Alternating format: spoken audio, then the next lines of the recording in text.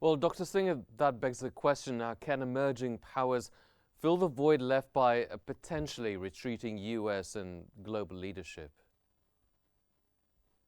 Yeah, we believe, as a political scientist or watching, what is going on all over the global politics, we believe that United States and Europe should really stay together, increase their capacity, their capabilities. I don't understand till now, the new administrations, what their perspective, what their goal, and opening, that kind of widening that kind of gap between United States and Europe, or that what we call, the transatlantic relationship. I understand that Europe was really a free rider on United States public or security public goods. If I follow the this type of argument by Olson, and where the great theory of the collective action theory.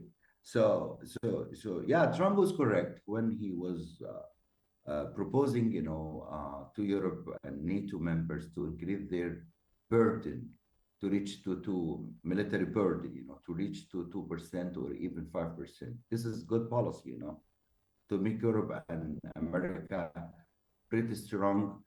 If Europe and America really consider China as the major threats, of course, not Russia.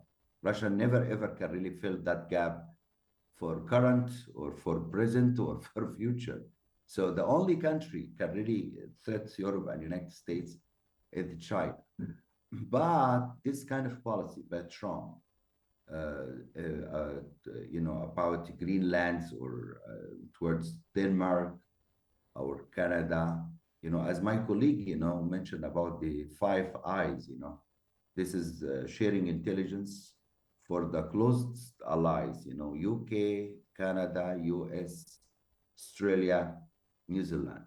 So this is the Five Eyes. So if we have two countries that United States really threatening, their goal of security in Europe, UK, particularly what I mentioned, it's Ukrainian situation or Russia-Ukraine war, where UK does require from United States before any kind of agreement, any type of agreement with Russia, Europe should really present it correctly. The condition of peace there should be under, I would say, not under Russians,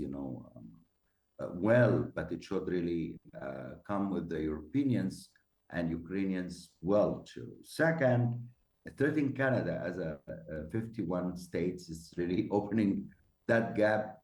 And my concern of the future, probably Canada and Europe will switch to be like creating like another form of NATO out of United States.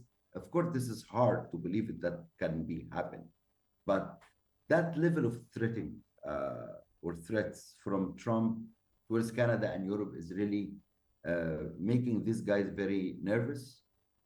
Probably China can really come close to Europe more than United States.